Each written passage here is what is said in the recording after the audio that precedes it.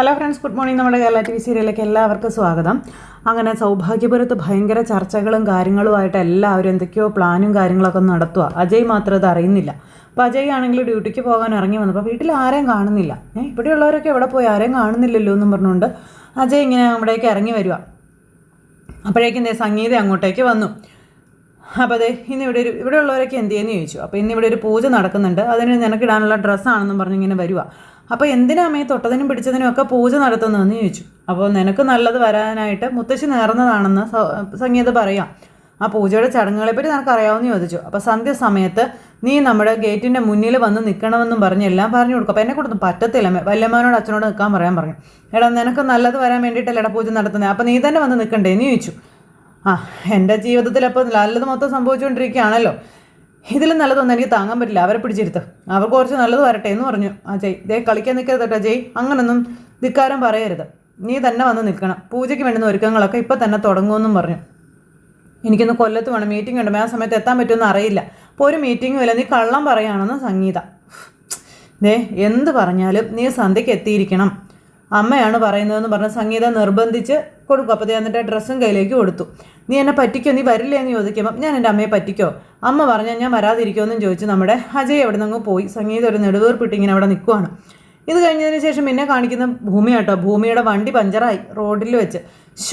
എൻ്റെ ദൈവമേ, അങ്ങനെ വണ്ടിയെ കിടന്ന് വഴക്കും പറഞ്ഞുകൊണ്ടിരിക്കുകയാണ്. എനിക്ക് നല്ലൊരു വണ്ടി കിട്ടിയാൽ ഞാനത് കയറി പോന്നി ഇവിടെ കിടക്കുന്നൊക്കെ പറഞ്ഞ് ഇങ്ങനെ വഴക്കും പറഞ്ഞുകൊണ്ടിരിക്കുക. അപ്പോഴാണ് നമ്മുടെ അജയ് അതുവഴി വരുന്നത്. അജയ് അതുവഴി വന്നപ്പോൾ ഭൂമി വഴിയരികിൽ ഇങ്ങനെ നിൽക്കുന്നത് കണ്ടു. ഭൂമി അജയ് കണ്ടിട്ട് വലിയ ഗമയൊക്കെ ഇട്ട് ഇങ്ങനെ നിൽക്കാം, മിണ്ടുന്നൊന്നുമില്ല കേട്ടോ. അജയ് കൊണ്ടുവന്ന് അടുത്ത് നിർത്തിയിട്ട് ഇങ്ങനെ ഭൂമിയെ തന്നെ നോക്കി നിൽക്കാം. എന്നും പറഞ്ഞ് അജയ് ഇങ്ങനെ നിൽക്കുകയാണ്. ഭൂമി മുഖത്ത് പോലും നോക്കുന്നതുമില്ല. എന്തേ സ്കൂട്ടർ സമരം പ്രഖ്യാപിച്ചോ എന്ന് അജയ് ചോദിക്കുക. ഭൂമി ഒന്നും മിണ്ടാതെ തന്നെ ഇങ്ങനെ നിൽക്കുക. അന്നേരം മുഖത്ത് പോലും നോക്കുന്നില്ല. ടയർ പഞ്ചറായല്ലേ? ഭൂമി അന്നേരം ഒന്നും മിണ്ടുന്നില്ല. അപ്പോൾ അജയ്ക്ക് കാര്യം മനസ്സിലായി. ഭൂമിക്ക് ദേഷ്യമാണെന്ന്. ഭൂമി അജയുടെ മുഖത്തല്ലാതെ ബാക്കി എല്ലായിടത്തേക്കും നോക്കുന്നുണ്ട്. എടോ, എന്തു പറ്റി? എന്താ ഇങ്ങനെ? സ്റ്റേഷനിലെ സംഭവം അല്ലേ? ഞാൻ വഴക്ക് പറഞ്ഞതിൻ്റെ ദേഷ്യം മാറിയില്ല അല്ലേ? അപ്പോൾ അത് അങ്ങനെ ഇങ്ങനെയൊന്നും മാറത്തില്ല എന്ന് ഭൂമി. എന്തൊക്കെയാണെന്ന് പറഞ്ഞത്? അപ്പോൾ സോറി ഭൂമി, ഞാൻ ഭൂമിയോട് അങ്ങനെയൊന്നും പെരുമാറാൻ പാടില്ലായിരുന്നു എന്നും പറഞ്ഞുകൊണ്ട് അജയ് ഭൂമിയോട് പറയാം. ഭൂമി ഒന്നും മിണ്ടില്ല. അപ്പോൾ ഏത് പോലീസുകാരനൊരു അബദ്ധം പറ്റുമെന്നൊക്കെയല്ലേ പറഞ്ഞത്? ഈ പോലീസുകാരനൊരു അബദ്ധം പറ്റിയതാണെന്ന് കരുതിയാൽ മതി, എന്നോടൊന്ന് ക്ഷമിക്കടോ എന്ന് പറഞ്ഞപ്പോൾ ഭൂമി ഒന്ന് ചിരിച്ചു. എന്നിട്ട് ഇങ്ങനെ നോക്കുക. അപ്പം ഇനി ആരോടും ഇങ്ങനെ ഈ രീതിയിൽ ചൂടാകരുത് കേട്ടോ എന്ന് ഭൂമി അജയോട് പറയാം. എല്ലാവരോടും ഉണ്ടാവത്തില്ല, ചിലർക്കേ ആ ഭാഗ്യമൊക്കെ കിട്ടാറുള്ളൂ എന്ന് ഭൂമിയോട് അജയ്. അതിലൊരു ഭാഗ്യവതി ഞാനായിരുന്നല്ലേ? അതെ, എനിക്ക് ആ ഭാഗ്യം തീരെ വേണ്ട കേട്ടോ. അല്ല, ഇതിനെ വഴിയിലിട്ടിട്ട് പോകാനാണോ പ്ലാൻ എന്ന് ചോദിച്ചപ്പോൾ അതെ, അല്ലാതെ ഇപ്പം എന്ത് ചെയ്യാനാ, തൽക്കാലം എനിക്ക് വേറെ വഴിയൊന്നും ഇല്ലല്ലോ. അപ്പോൾ കോഫി ഷോപ്പിലേക്കാണോ? അതെ, എന്നാൽ പുറകെ കയറിക്കോ, ഞാൻ സ്റ്റേഷനിലേക്കാന്ന് പറഞ്ഞു. അന്നേരം അയ്യോ എൻ്റെ പിന്നെ ഞാൻ വരുന്നില്ലേ, ഞാനൊരു ഓട്ടോ പിടിച്ച് പൊക്കോളാമെന്ന് പറഞ്ഞപ്പം ഓട്ടോ കിട്ടാനൊക്കെ വൈകുമോ? എത്ര നേരം വെയിലും കൊണ്ട് ഇവിടെ നിൽക്കും? എടോ, ടാൻ അടിക്കും, വണ്ടി കയറാൻ പറഞ്ഞു. ചുമ്മാ നല്ലവനായിട്ട് അങ്ങ് അഭിനയിക്കാൻ നിൽക്കല്ലേ. ഞാൻ അഭിനയിച്ചതല്ല, നല്ലവൻ തന്നെയാണെന്ന് അജയ്. താൻ വാടോ, ചുമ്മാ ചിരിപ്പിക്കല്ലേ. ടൈമായി, എനിക്ക് പോണം, വേണമെങ്കിൽ കയറാൻ പറഞ്ഞു. ഭൂമി അടുക്കുന്നില്ല.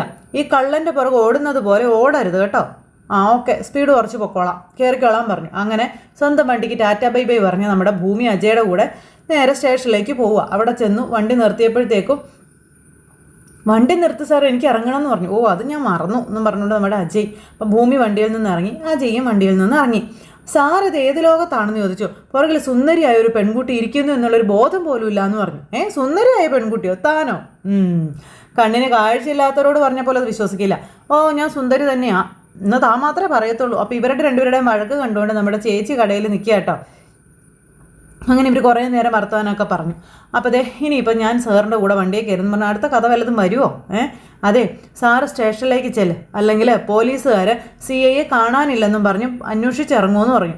നിന്നിവിടെ കൊണ്ടുവന്ന് ഇറക്കിയില്ലേ, അതിൻ്റെ ഇതാണോ, അതിൻ്റെ ഫേവർ വേണമെന്ന് പറയുമ്പോൾ എത്ര വേണം? കാശ് വേണ്ട, കോഫി മതിയെന്ന് പറഞ്ഞു. സാറ് ചെല്ല്, ഒരു 5 മിനിറ്റ് ഞാൻ ലക്ഷ്മിച്ചിയുടെ കയ്യിൽ കൊടുത്തു വിടാമെന്ന് പറഞ്ഞപ്പോൾ വേണ്ട, താൻ കൊണ്ടുവന്നാൽ മതി, അപ്പോൾ കോഫിക്ക് കുറച്ച് രുചി കൂടുമെന്ന് പറഞ്ഞു അജയ്. ചെല്ല് ചെല്ല്, ശരി ശരി എന്നും പറഞ്ഞ് നമ്മുടെ അജയ് അകത്തേക്ക് കയറിപ്പോയി. ഭൂമി കടയിലേക്ക് പോയി. അപ്പോൾ ലക്ഷ്മി ചേച്ചിയോട് ഒരു കോഫി എടുക്കുക CI സാറിനാണെന്നും പറഞ്ഞ് ഭൂമി അങ്ങോട്ടേക്ക് പോവുക. തൊട്ടടുത്ത നിമിഷം ഭൂമി കോഫിയായിട്ട് സ്റ്റേഷനിലേക്ക് ചെന്നു. കൊണ്ടുവന്ന് അജയുടെ കയ്യിലേക്ക് കൊടുത്തു. അജയ് ഇത് ഇങ്ങനെയൊക്കെ പിടിച്ചൊക്കെ നോക്കി, എന്നിട്ട് കുടിച്ചു. കുറ്റം പറയാനുള്ള തയ്യാറെടുപ്പിലാണല്ലേ എന്ന് ഭൂമി എന്തായാലും ചോദിച്ചു. കോഫിക്ക് കടുപ്പം കുറവാണല്ലേ? അല്പം കടുപ്പം കൂടുതലാണെന്ന് നമ്മുടെ അജയ്. അപ്പോഴത്തേക്കും ബാക്കിയുള്ള പോലീസുകാരൊന്ന് പതുക്കെ ചിരിച്ചു. പക്ഷേ മധുരം കുറവാ. അതെ, ഇത് ഞാനിട്ട കോഫിയല്ല, ലക്ഷ്മിയേച്ചി ഇട്ടതാണെന്ന് പറഞ്ഞപ്പം എനിക്കത് തോന്നിയതാ എന്നും പറഞ്ഞ് അജയ് നിന്ന് കോഫി കുടിച്ചുകൊണ്ടിരിക്കുക കേട്ടോ.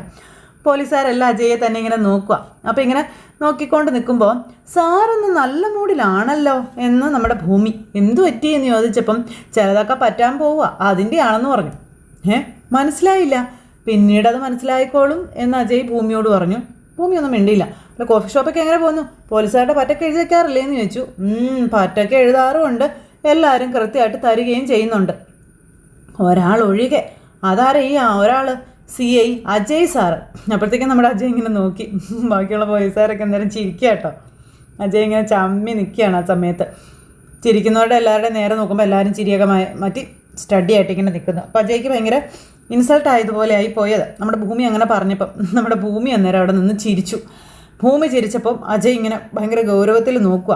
അന്നേരത്തേനും ഭൂമിയും ചിരി മതിയാക്കി ഇങ്ങനെ നിൽക്കുന്നു. അപ്പോഴത്തേക്ക് നമ്മുടെ അജയ് ചിരിച്ചു, പിന്നെ ബാക്കിയുള്ളവരും ചിരിച്ചു. അജയുടെ സ്വഭാവം ആർക്കും മനസ്സിലാകുന്നു പോലുമില്ല. അപ്പോൾ ഭൂമി അമ്മയെ പോയി കണ്ടായിരുന്നു എന്ന് ചോദിച്ചു. അന്നേരം ഭൂമി ഇങ്ങനെ ഭയങ്കര സങ്കടത്തിൽ അന്ന് പോയി കണ്ടതേ ഉള്ളൂ എന്ന് പറഞ്ഞു. എന്നും പോയി കാണാൻ പറ്റത്തില്ലല്ലോ സാറേ എന്ന് ഭൂമി പറയാം. അമ്മയെ പുറത്തിറക്കാൻ പറ്റും എന്നുള്ളൊരു പ്രതീക്ഷയുണ്ട് എനിക്കെന്ന് ഭൂമി. ആ പ്രതീക്ഷയിലാണ് ഞാൻ കഴിയുന്നതെന്ന് പറഞ്ഞപ്പം അതാണ് വേണ്ടത്, കേസ് മുന്നോട്ട് പോകണ്ടേ, താൻ നിരാശപ്പെടുകയൊന്നും വേണ്ടാന്ന് പറഞ്ഞു. നിയമം ചിലപ്പോൾ പതുക്കെയാവും നടപ്പാവുക. സത്യം കൂടെ ഉണ്ടെങ്കിൽ ഒരു കാലം അത് നീതി ആയിട്ട് കിട്ടും എന്ന് പറഞ്ഞു. അപ്പോൾ ആ ഒരൊറ്റ ചിന്തയാണ് എന്നെ പിടിച്ചു നിർത്തുന്നതെന്ന് ഭൂമി അന്നേരം പറയാം. എന്നാൽ ഞാൻ പോട്ടെ സാർ എന്ന് പറഞ്ഞ് ഭൂമി അവിടെ നിന്ന് പോന്നു. ആ സമയത്ത് ഭൂമി ഒന്ന് നിൽക്കുക, എനിക്കൊരു കാര്യം പറയാനുണ്ടെന്ന് പറഞ്ഞു വന്നു. അപ്പോഴേക്കും ഭൂമി ഇങ്ങനെ അവിടെ നിന്നു കേട്ടോ. എന്താ സാർ, എന്താ കാര്യം എന്ന് ചോദിച്ചു.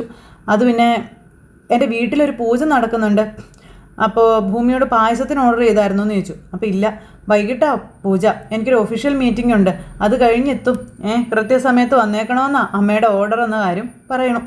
താൻ വരുന്നുണ്ടോ എന്ന് ചോദിച്ചു. അപ്പോൾ വരുന്നുണ്ടെങ്കിൽ ഞാൻ കൂട്ടാൻ വരാമെന്ന് പറഞ്ഞപ്പം അയ്യോ ഇല്ല സാർ, ഇന്നെന്തായാലും ഞാൻ വരുന്നില്ല എന്ന് ഭൂമി അജയോട് പറഞ്ഞു. ഭൂമി അവിടെ നിന്ന് അങ്ങ് പോയി. അജയ് അവിടെ നിൽക്കുന്നു. വൈകുന്നേരമായി. നമ്മുടെ അജയ് ചെന്നു.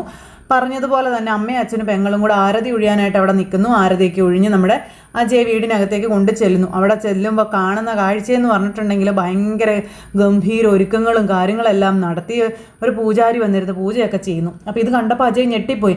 അല്ല, ഇതെന്താ ഇവിടെ ഡെക്കറേഷനൊക്കെ പൂജയല്ലേ നടക്കുന്നതെന്ന് അജയ് ചോദിച്ചു. അപ്പോൾ അതെ, ഈ പൂജയ്ക്ക് ഇങ്ങനെയൊക്കെ വേണം എന്ന് പറയാണ്. ഒരു ഭയങ്കര മണ്ഡപമായിട്ട് അത് സെറ്റ് ചെയ്ത് വെച്ചിരിക്കാം. അപ്പോഴത്തേക്കും മുത്തശ്ശി ഇറങ്ങി വന്നു. പിന്നെ ഓരോരുത്തരായിട്ട് ഒരുങ്ങി ഇറങ്ങി വരുന്നു. അജയ് ഇങ്ങനെ വന്ന് നിൽക്കുന്നു. വാ മക്കളെ, കയറി വാ, ഇങ്ങോട്ട് വന്ന് ഇരിക്കുക എന്ന് പറഞ്ഞ് അജയ് വിളിച്ച് അവിടെ ഇരുത്തുന്നു. അജയ് ഇപ്പം ഇങ്ങനെ നോക്കുക കേട്ടോ. അജയ്ക്കൊന്നും മനസ്സിലാവുന്നില്ലേ. എല്ലാവരും ദൈവങ്ങളെ വിളിച്ച് പ്രാർത്ഥിച്ച് ഇങ്ങനെ നിൽക്കുന്നു. ഭവാനിയാണെങ്കിൽ ഭയങ്കര സന്തോഷത്തിൽ. പെൺകുട്ടി എവിടെ, വിളിക്കുക എന്ന് പറഞ്ഞു. വിളിക്കാം മോളെ എന്നും പറഞ്ഞു വിളിച്ചു. അപ്പോഴത്തേക്ക് അഞ്ജനതയെ ഒരുങ്ങിക്കെട്ടി ഇറങ്ങി വരിക. ഇത് കണ്ടപ്പം അജയ്ക്ക് കാര്യം മനസ്സിലായി. അയ്യോ, ഭയങ്കര ചിരിയിൽ അഞ്ജന വന്ന് അജയുടെ അരികിൽ ഇരിക്കുന്നത്. അപ്പോൾ അജയ്ക്ക് സ്പെല്ലിംഗ് മിസ്റ്റേക്ക് ആണെന്ന് മനസ്സിലായി. അയ്യോ, എന്തൊരു ചിരിയാണോ മതി അമ്മയെ നോക്കി മോള്. ദൈവങ്ങളോട് നന്ദി പറഞ്ഞ് നമ്മുടെ മുത്തശ്ശി ഇങ്ങനെ അവിടെ നിൽക്കുക. അപ്പം തന്നെ അജയ്ക്ക് മനസ്സിലായി ഇവിടെ നടക്കാൻ പോകുന്നത് പൂജയും കർമ്മങ്ങളൊന്നും അല്ല, എന്നെ ഇവർ പെടുത്താനുള്ള ശ്രമമാണെന്ന്. അങ്ങനെ അജയ് ഭയങ്കര ദേഷ്യത്തിൽ ഇങ്ങനെ ഇരിക്കുക. അപ്പോഴത്തേക്ക് മാധവനോട് റിങ് എടുക്കാൻ പറഞ്ഞു. മാധവൻ റിങ് എടുത്തുകൊണ്ട് വന്ന് അജയുടെ കയ്യിലേക്ക് കൊടുക്കാൻ തുടങ്ങിയപ്പം ഈ എൻഗേജ്മെൻറ്റ് ഫംഗ്ഷൻ ആണ്, അപ്പോൾ ഇവിടെ നടത്താൻ ഉദ്ദേശിച്ചതല്ലേ എന്നും പറഞ്ഞുകൊണ്ട് നമ്മുടെ അജയ് ഇങ്ങനെ നിൽക്കുക കേട്ടോ. അജയ് റിങ് വാങ്ങുന്നില്ല. അപ്പോൾ എല്ലാവരും അജയെ തന്നെ ഇങ്ങനെ നോക്കുക. അപ്പോഴത്തേനും അജയ് ചാടി അങ്ങോട്ടേക്ക് എഴുന്നേറ്റു. അപ്പോൾ എല്ലാവരും ഒന്ന് ഞെട്ടി. അജയ് ഇരിക്കുക എന്നും പറഞ്ഞുകൊണ്ട് ഇങ്ങനെ നമ്മുടെ സത്യം പറഞ്ഞു. പൂജയ്ക്കിടയിൽ എഴുന്നേക്കരുതെന്നും പറഞ്ഞു. അപ്പോൾ ഇരിക്കും മോനെ, ഇരിക്കോ എന്നും പറഞ്ഞു എല്ലാവരും. ആ സമയം ഇരിക്കും മക്കളെ എന്നും പറഞ്ഞ് മുത്തശ്ശി ഇരിക്കടാ എന്നും പറഞ്ഞ് നിർബന്ധിച്ച് അജയെ അവിടെ പിടിച്ചിരുത്തുവാണ്. അപ്പോഴേക്കും അഞ്ജനയ്ക്കും ഭവാനിക്കും സമാധാനമായി, സന്തോഷമായി. എൻ്റെ പൊന്നോ എന്നും പറഞ്ഞുകൊണ്ട് ഇങ്ങനെ നിൽക്കുക അഞ്ജന. ആ സമയത്ത് അജയ് ഇങ്ങനെ രണ്ടും കൽപ്പിച്ച് അവിടെ അങ്ങനെ ഇരിക്കും കേട്ടോ. അഞ്ജനയാണെങ്കിൽ അജയെ ഒട്ടി ഒരുമി വന്ന് ഇങ്ങനെ അടുത്തിരിക്കുന്നു. ഇതാ മോനെ എന്നും പറഞ്ഞുകൊണ്ട് അജയുടെ നേരെ നീട്ടുകയാണ് ഈ മോതിരം മാധവൻ. പക്ഷെ അജയ് അത് വാങ്ങിക്കാനില്ല. അപ്പോൾ എല്ലാവരും ചേർന്ന് എന്നെ ചതിക്കുകയാണെന്ന് നമ്മുടെ അജയ് മനസ്സുകളിൽ അങ്ങനെ ചിന്തിക്കുന്നു. എൻ്റെ കുഞ്ഞെ, നീ അത് വാങ്ങിക്ക, ആ മോതിരം അങ്ങ് വാങ്ങിക്കും മോനെ എന്നും പറഞ്ഞുകൊണ്ട് മുത്തശ്ശി വാങ്ങിക്കടാ എന്നും പറഞ്ഞുകൊണ്ട് നമ്മുടെ മാധവൻ. അപ്പോൾ അജയ് അത് വാങ്ങിച്ചു. അപ്പോഴത്തേക്കും ഭവാനി ഇങ്ങനെ പ്രതീക്ഷകളോടുകൂടി നിൽക്കുവാണ്. അഞ്ജനയുടെ കയ്യിലേക്ക് കൊടുത്തു. അഞ്ജന ഭയങ്കര ചിരിയാണ്. അഞ്ജനയും മോതിരം അങ്ങ് വാങ്ങിച്ചു. ഇനി പരസ്പരം മോതിരം അണിയിക്കാൻ പൂജാരി പറഞ്ഞു. ആദ്യം അജയ് മോതിരം അഞ്ജനയുടെ വിരലിൽ അണിയിക്കാൻ പറഞ്ഞു. അയ്യോ, അഞ്ജനയെ അങ്ങോട്ട് 32 പല്ലും വെളിയിലേക്ക് ഇട്ടിട്ട് ഭയങ്കര ചിരി. അപ്പോൾ അജയുടെ ഇരിപ്പൊക്കെ കണ്ടപ്പോൾ ഭവാനി ഇങ്ങനെ നോക്കുവാട്ടോ. മോതിരം അണിയിക്കുന്നില്ല. അജയ് ഇങ്ങനെ എന്തോ ആലോചിച്ചിരിക്കുന്നു. ഇപ്പോൾ ഞാനിത് അണിയിക്കാതെ ഇറങ്ങിപ്പോയാൽ ഇവിടെ ഒരു വിഷയം ഉണ്ടാകുമെന്നും മുത്തശ്ശിക്കത് വിഷമമാകുമെന്നും എല്ലാവരുടെയും സന്തോഷം കെട്ടുപോകുമെന്നും അത് വലിയ പ്രശ്നമാകുമെന്നും അജയ് പറയാം. ചിലപ്പോൾ ഈ കുടുംബമായിട്ടുള്ള ബന്ധം തന്നെ ഉപേക്ഷിക്കേണ്ടതായിട്ട് വരുമെന്നും അജയ് മനസ്സിൽ ചിന്തിക്കുന്നു. അപ്പം എന്താ മോനെ നീ ആലോചിക്കുന്നത്? ആ മോതിരം വാങ്ങി അവളുടെ കൈകളിലേക്കൊന്ന് ഇട്ട് കൊടുക്ക് എന്നും പറഞ്ഞുകൊണ്ട് നമ്മുടെ മുത്തശ്ശി. അങ്ങനെ ആ ഒരു സെക്കൻഡിൽ തൻ്റെ നയനയെ പറ്റി അജയ് ഓർക്കുക. നയനയുടെ കൈകളിൽ അണിയിച്ചു കൊടുത്ത ആ മോതിരത്തെ പറ്റി. അന്ന് അവർ തമ്മിൽ മാറിയ ആ ഒരു റിംഗ് എക്സ്ചേഞ്ചിനെ പറ്റി അങ്ങനെയൊക്കെയുള്ള കാര്യങ്ങൾ ആലോചിച്ച് മനസ്സ് വേദനയോടെയാണെങ്കിലും നമ്മുടെ അജയ് എൻഗേജ്മെൻറ്റിന് വീട്ടുകാർക്ക് വേണ്ടി തയ്യാറാകാൻ ഒരുങ്ങുന്ന ആ ഒരു സിറ്റുവേഷൻ കാണിച്ച് ഇന്നത്തെ കഥ അവസാനിച്ചു. പക്ഷേ ഇതിനപ്പുറത്തേക്ക് വലിയൊരു കഥ തന്നെ വരാനുണ്ട്. അത് ഭവാനിക്കും അഞ്ജനയ്ക്കും ഇട്ടിവെട്ട് പണിയായിട്ടായിരിക്കും വരുന്നത്. അപ്പോൾ ആരും മിസ് ചെയ്ത് കളയില്ലല്ലോ. എല്ലാവരും കാത്തിരുന്ന് കാണില്ലേ. എല്ലാവർക്കും നല്ലൊരു ദിവസം ആശംസിക്കട്ടോ. ടാറ്റാ.